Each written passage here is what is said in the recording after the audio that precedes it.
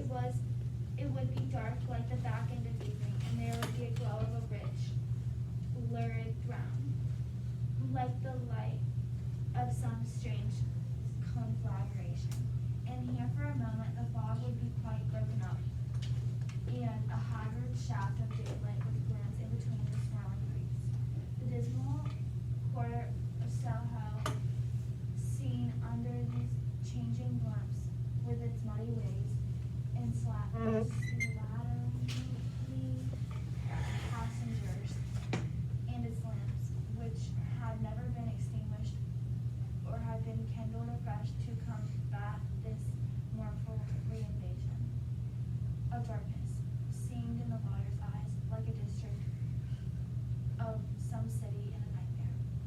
The thoughts of his mind, besides, were of the gloomiest dye, and when he glanced at the companion of his drive, he was conscious of some touch of the terror of the law and the law of officers, which may at times assail the most honest. They don't have to create this fog business, like artificially. That's what London has, especially at this time when all the fires, all the heat, the warmth, the cooking was done by fire. So you get it's an island, and so you get the natural fogs that come off the river. Then you get the fires, the smoke from the fires. That's why the Sherlock Holmes stories and everything, it's like you couldn't create a better atmosphere for a mystery, because the fog obscures everything. So it's a natural mystery. What's on the other side of the fog? You can't see, you see your hand in front of your face. So fog always plays an important role in these kinds of stories, but it's perfect for the setting. Jeff. As the cab drew up before the address indicated, the fog lifted a little and showed him a dingy street, a gin palace, a low French eating house, shocked to the retail of penny numbers and 2-penny salads, many ragged children huddled in the doorways, and many women of many different nationalities passing out, tea in hand, having morning glass. In the next moment, the fog settled down again on that part, as brown as umber, and cut him off from his blackguardly surroundings. This was the home of Henry Jekyll's favorite, of a man who was heir to $250,000 sterling. An ivory-faced and silvery-haired old woman opened the door. She had an evil face, smoothed by hypocrisy, but her manners were excellent. Yes, she said, this was Mr. Hyde. He was not at home. He had been in that night very late, but he had gone away in less than an hour. There was nothing strange in that. His habits were very irregular. He was often absent. For instance, it was nearly 2 months since she had seen him until yesterday. You remember, Hyde has a separate residence here in Soho. Soho is famous for sort of being the red light district, the bars, the prostitutes, all that. Remember the other side of the tracks kind of thing that we've said. And so she is appropriately evil, evil face, but smooth by hypocrisy with excellent manners. So he could tell, somehow he could see the evil there, but she had perfect manners. And she's used to covering it up. So this is where Hyde lives. Judy. Very well then, we wish to see his room, said the lawyer. And when the woman began to declare it was impossible, I had better tell you who this person is, he added. This is Inspector Newcomen of Scotland Yard. A flash of odious joy appeared upon the woman's face. Ah, she said, he is in trouble. What has he done? Mr. Utterson and the inspector exchanged glances. You don't seem a very popular character, observed the latter. And now, my good woman, just let me and this gentleman have a look about us. In the whole extent of the house, which but for the old woman remained otherwise empty, Mr. Hyde had only used a couple of rooms, but these were furnished with luxury and good taste. The closet was filled with wine, the plate was of silver, the napery elegant, a good picture hung upon the walls, a gift, as Utterson supposed, from Henry Jekyll, who was much of a connoisseur, and the carpets were of many flags and agreeable in color. At this moment, however, the rooms bore every mark of having been recently and creatively ransacked. Clothes lay about the floor with their pockets inside out. Locked doors stood open, and on the earth there lay a pile of gray ashes, as though many papers had been burnt. From these embers, the inspector disinterred the butt end of a green checkbook, which had been resisted the action of the fire. The other half of the stick was found behind the door, and as this clenched his suspicions, the officer declared himself delighted. A visit visit to the bank where several thousand pounds were found to be lying to the murderer's credit, completed his gratification. All right. James. You may depend upon it, sir, he told Mr. Utterson. I have him in my hand. He must have lost his head, or he never would have left the stick, or above all, burned the Shakay book. Why It's actually check, that's a British spelling of it. checkbook. Why money's life's demand? We have nothing to do but wait for him at the bank and get out of the handbills. This last, however, was not so easy of accomplishment, for Mr. Hyde had numbered few familiars. Even the master of the servant maid had only seen him twice. His family could nowhere be traced. He had never been photographed, and the few who could describe him differed wildly, as common observers will. Only one point where they agreed, and that was the haunting sense of unexpressed deformity with which the fugitive impressed his beholders. And we were talking about Sherlock Holmes fits this category, of course this does. I don't know if you've ever read the book or heard of the book, oh, you've heard of vampires, but have you ever heard of Bram Stoker's Dracula? Did you read it? Did you like it?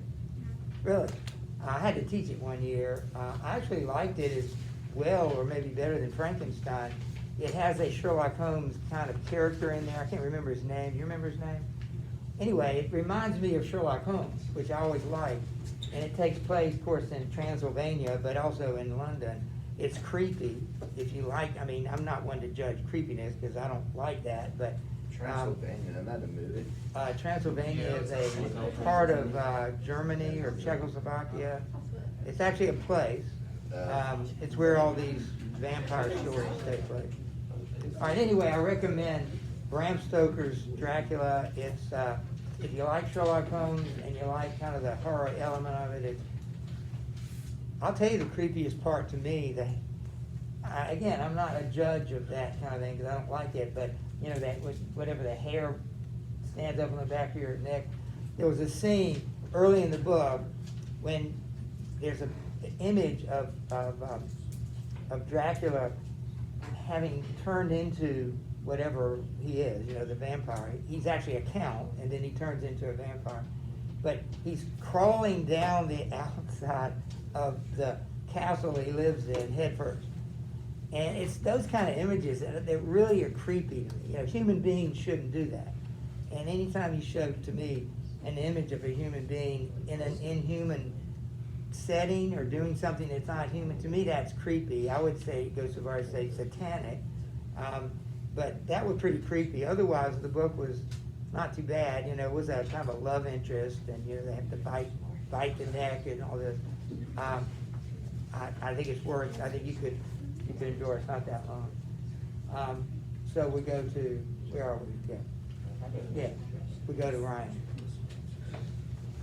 It was late in the afternoon when Mr. Utterson found his way to Dr. Jekyll's door, where he was at once admitted by the bull, carried down by the kitchen offices and across the yard, which had once been a garden, to the building that was indifferently known as the laboratory or dissecting room.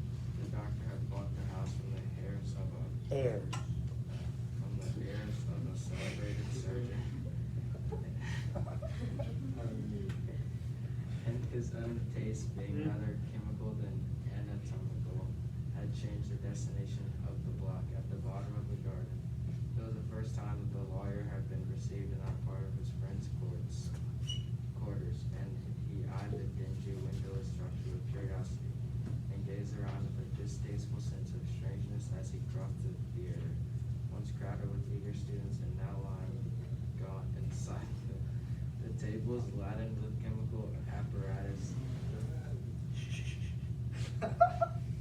Okay, guys, we gotta finish this. Let's go through. The floor strewn with crates and littered with packing straw, and the light falling dimly through the foggy cupola at the further end. A flight of stairs mounted to a door covered with red baize, and through this Mr. Utterson was at last received into the doctor's cabinet. Now, cabinet is a room, not what you think. Go ahead. It was a large room fitted round with glass presses furnished among other things with a chapel, glass, and a business table, and looking out upon the court by 3 dusty windows barred with iron. The fire burned in the grate. A lamp was set lighted on the chimney shelf. For even in the house the fog began to lie thickly, and there, close up to the warmth, sat Dr. Jekyll, looking deathly sick. He did not rise to meet his visitor, but held out a cold hand and bade him welcome in a changed voice. If you were taking AP, we don't have a, we don't, this is not our purpose, but I would teach you more about close reading. And what you learn there is, like that, at the very end of that line, you have the words changed voice. I'll circle that, circle it. If you know the stories Emma does, and somebody else does, because they've read it, you know what that's called foreshadowing. There's a meaning behind that his voice is changed.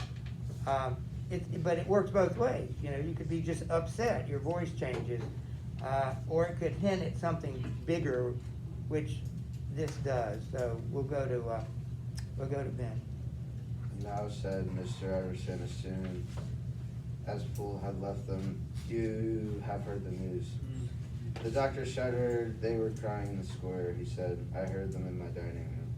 One word, said the lawyer. Carew was my Carew. client. Carew was my client. But so are you, and I want to know what I am doing. You have not been mad enough to hide this fellow. All right, go ahead, Utterson, I swear to God, cried the doctor, I swear to God I will never set eyes on him again. Okay, pause. You know, he didn't answer the question. He said, you have not been mad enough to hide this fellow. And his answer was, I swear to God, I will never set eyes on him again. That's not really, it answers it, but not completely. But anyway, I bind my honor to you, and I am done with him in this world. It is all at an end, and indeed he does not want my help, and you do not know him as I do. He is safe, he is quite safe, mark my words, he will never move, nor be heard of. now how could he guarantee that? How does he know the guy's safe? Where is he? And how can he guarantee that he's gone forever? He seems pretty sure of this. Anyway, we'll see. The lawyer listened gloomily. He did not like his friend's feverish manner. You seem pretty sure of him, said he, and for your sake I hope you may be right. If it came to a trial, your name might appear. I am quite sure of it, replied Jekyll. I have grounds for certainty, and I cannot share you anymore.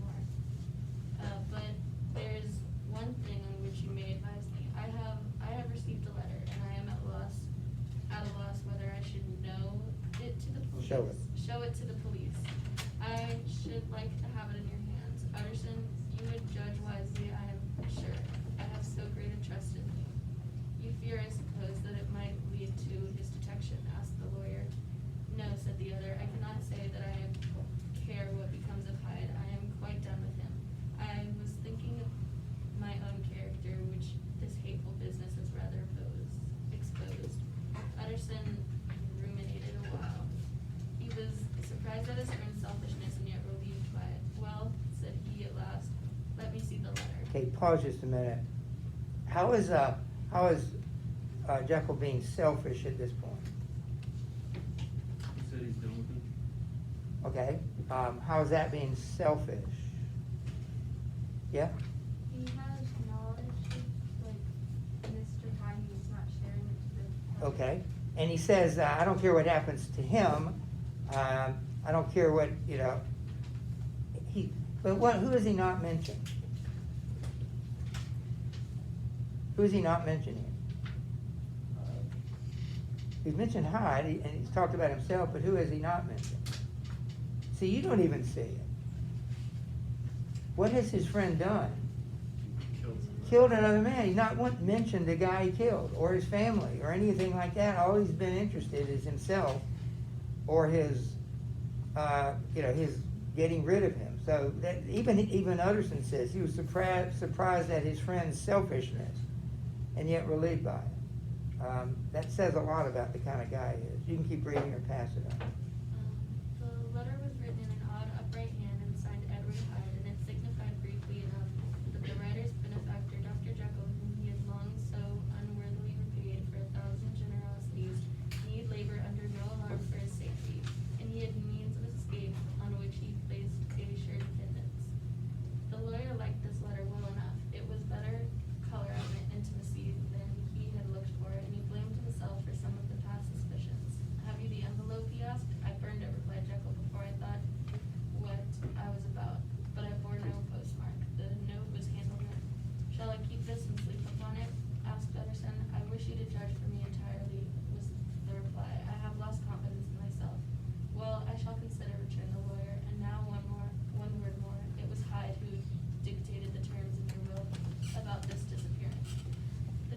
seemed seized with qualm of faintness. He shut his mouth tight and nodded. I knew it, said Utterson. He meant to murder you.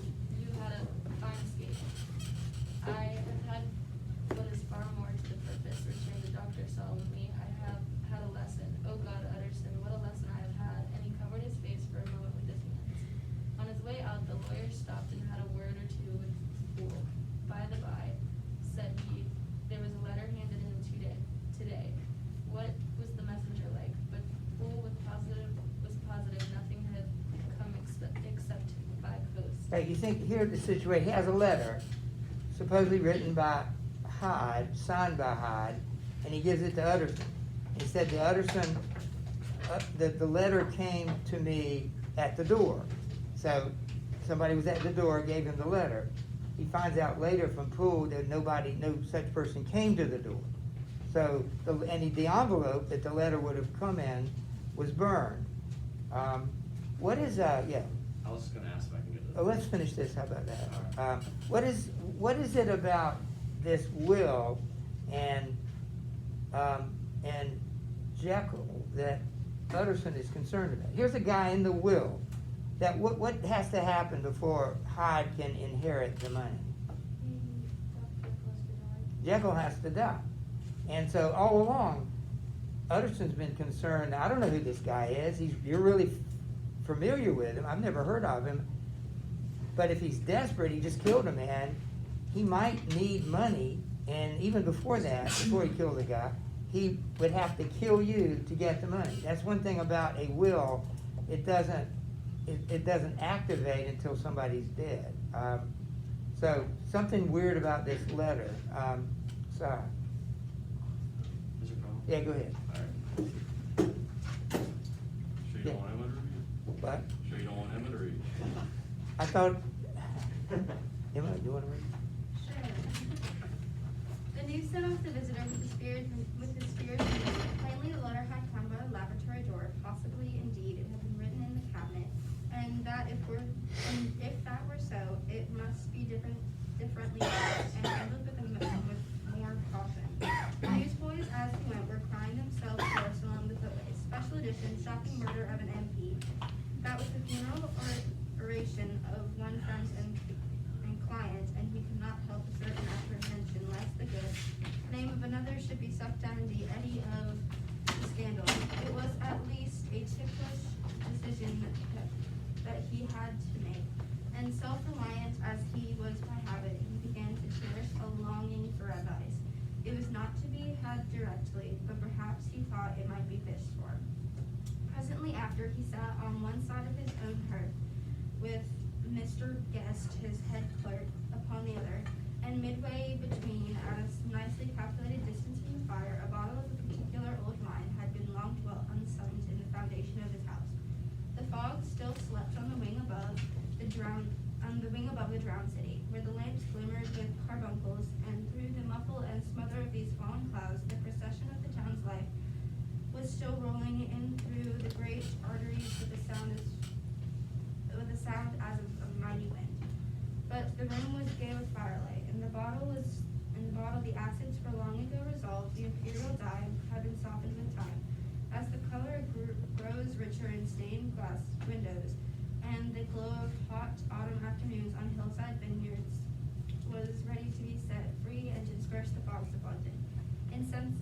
Insensibly, the lawyer melted. There was no man from whom he kept fewer secrets than Mr. Guest, and he was not always sure that he kept as many as he meant.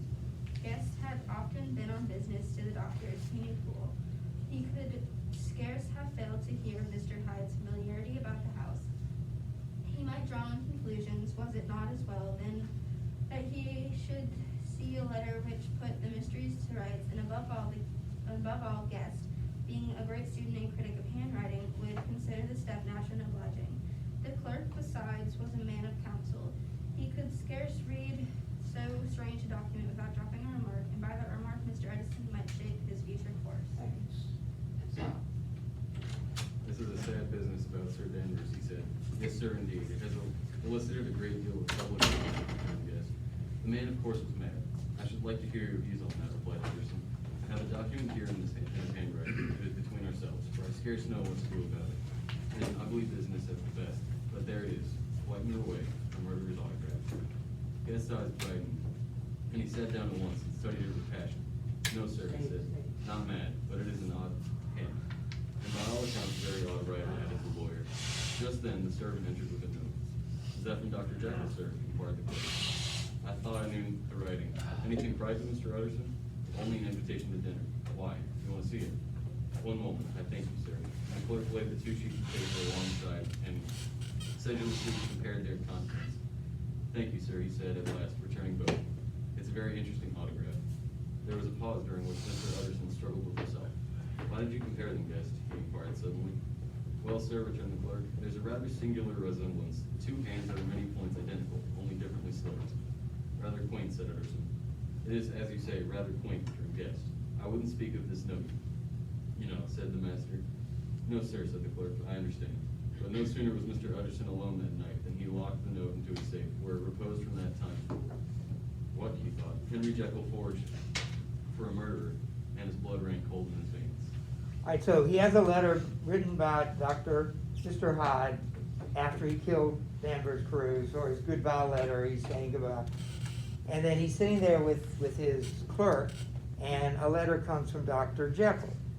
All right, it's signed by Dr. Jekyll, and somehow Guest, who just happens to be an expert in handwriting, looks at Mr. Hyde's letter and Dr. Jekyll's letter and notices they're written by the same person.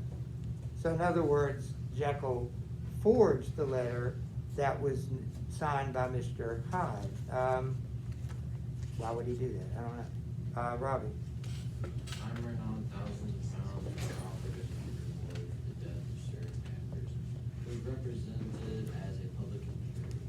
But Mr. Hyde had disappeared out of the can of the police, as though he had never existed. Much of his past was unaware indeed, and all of disreputable.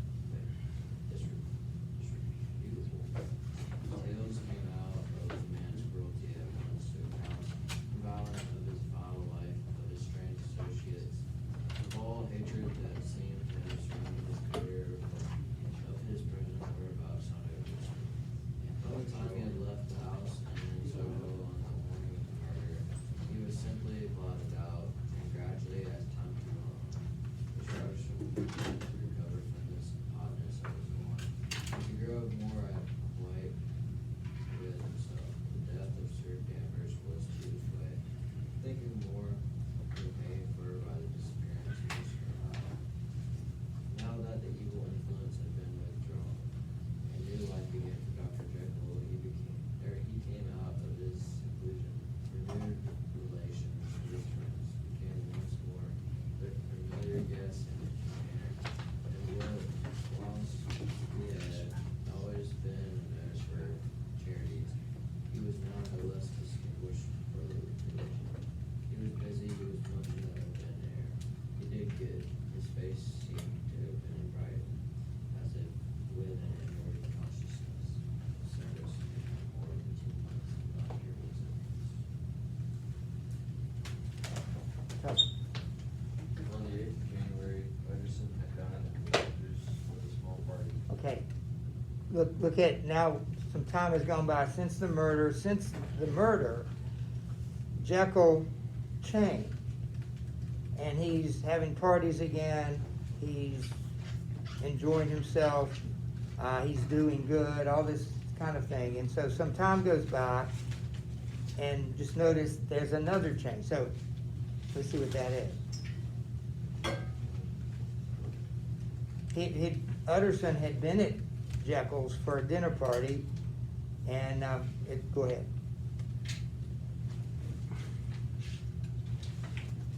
All right, when we started again, and the face of the host had looked from one to the other, as in the old days when the trio were inseparable friends. On the 12th, and again on the 14th, the door was shut against the lawyer. Okay, so on the 8th, he had a great party. And then, just four days later, 6 days later, the door's shut. So he can't visit him. So it sounds like some depression or something that Jekyll is going through. Keep going.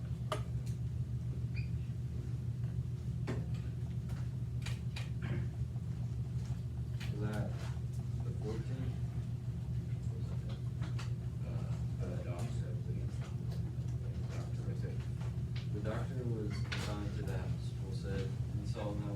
On the 15th, he tried again, he was again refused, and having now been refused for the last 2 months to see his friend almost daily, he found his return to solitude to weigh upon his spirits. The 5th night, he had a guest to dine with him, and the 6th, he betook himself to Dr. Wilkins. There at least he was not denied admittance.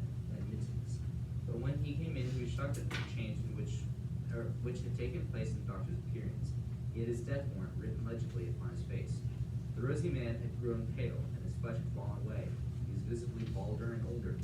And yet it was not so much these tokens of his physical decay that arrested the lawyer's notice, as a look in the eye and quality of manner that seemed to testify to some deep-seated terror of the mind.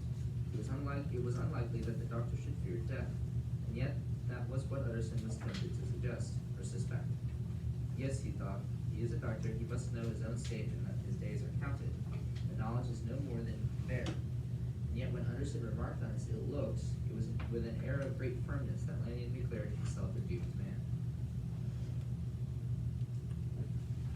I have had shock, he said, and I shall never recover.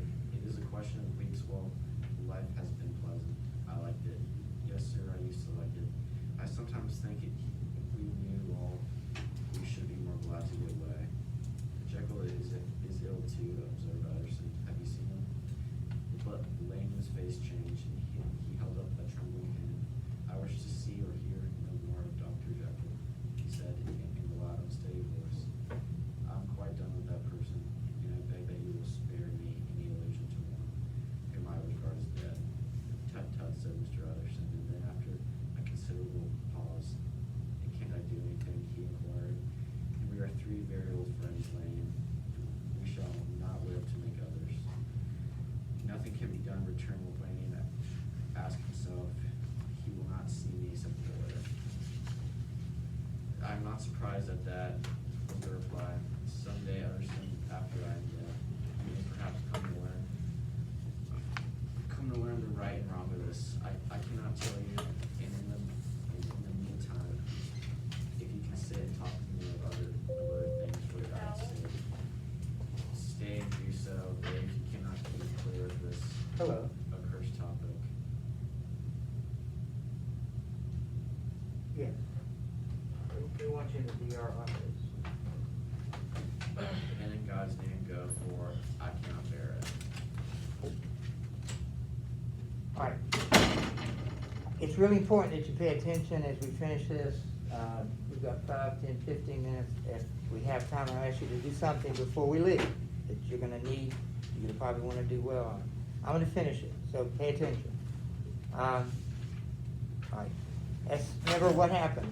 After the death of Peru, for 2 months, Dr. Jekyll is his normal self. He has parties, and then all of a sudden he shuts things down again, and nobody can see him.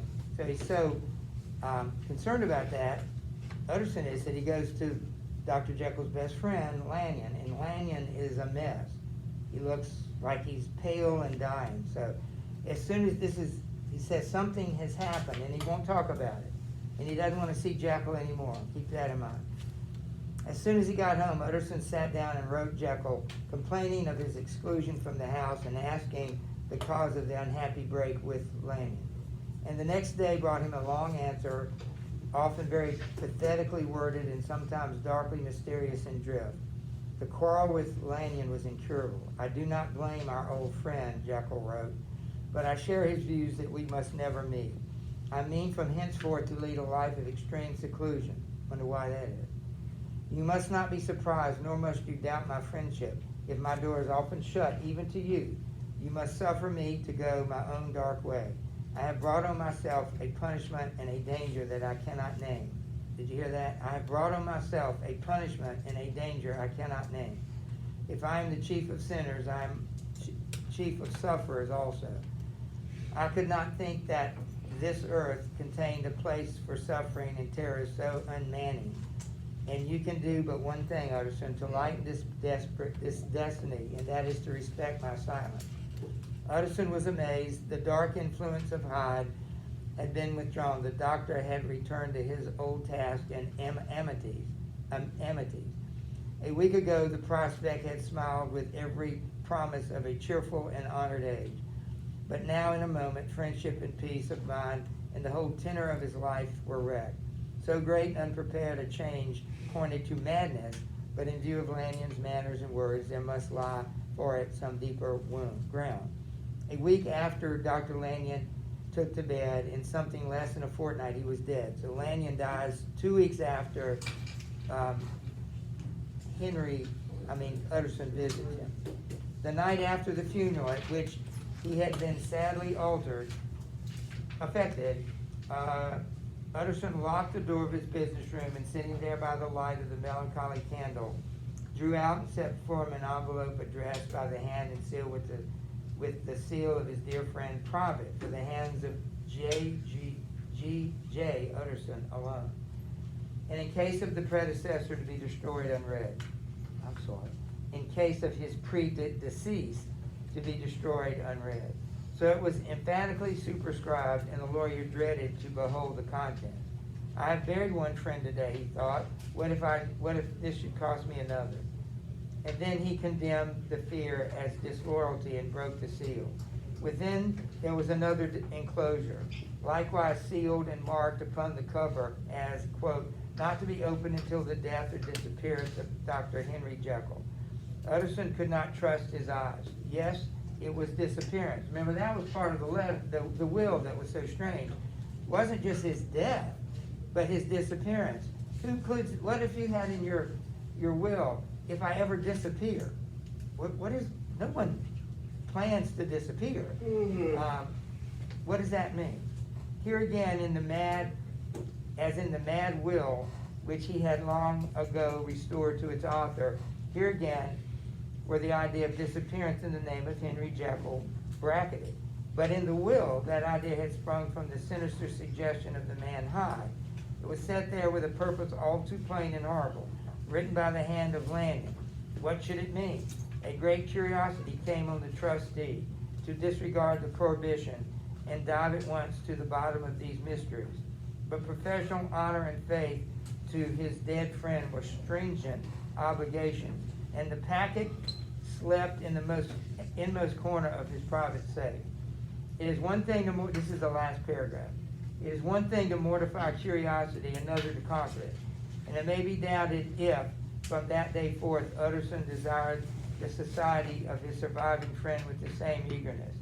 He thought of him kindly, but his thoughts were disquieted and fearful. He went to call indeed, but he was perhaps relieved to be denied admittance.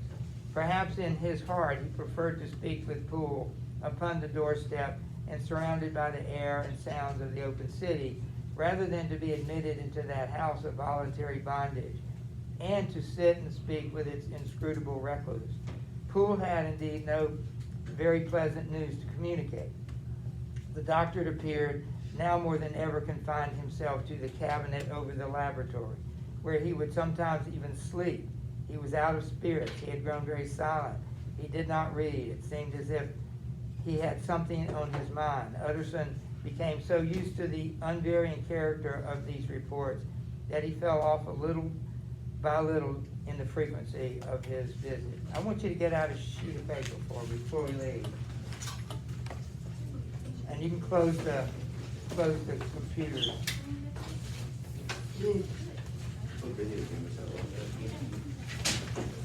Called The Strange Case of Dr. Jekyll.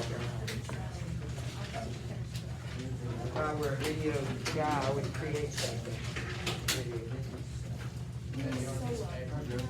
Sheet of paper. Yeah, I want one. Just keep that over here.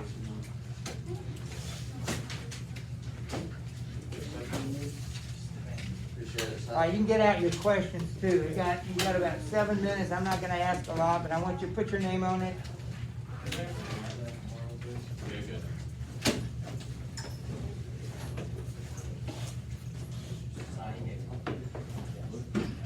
What were you writing? I hadn't told you. Yeah. And I want you to write for about 6 minutes. That's about the time the bell would ring. I want you to tell me what you think the mystery is. What is the mystery, as you understand it, of Dr. Jekyll? You know, that's fine. So you can just tell me what you know. But in other words, Jekyll has disappeared and Hyde has disappeared. And Hyde has killed a man. And Lanyon has died because of Jekyll, but we don't know why. Tell me, what do you think is going on here? Who is this Mr. Hyde? Where did he come from? Why is Jekyll protecting him? Just tell me what you know. Some of you know the answer to that. But I'm asking you to just tell me who he is, that is Mr. Hyde, where did he come from, what's his relationship to Jekyll, why is Jekyll protecting him, why is Jekyll's disappeared, any and all those questions. You got 6 minutes. Wait, who's the one who's helping the other one? Hyde lives with Dr. Jekyll. Hey, don't talk about it, this is your opinion, I wanna see what you think.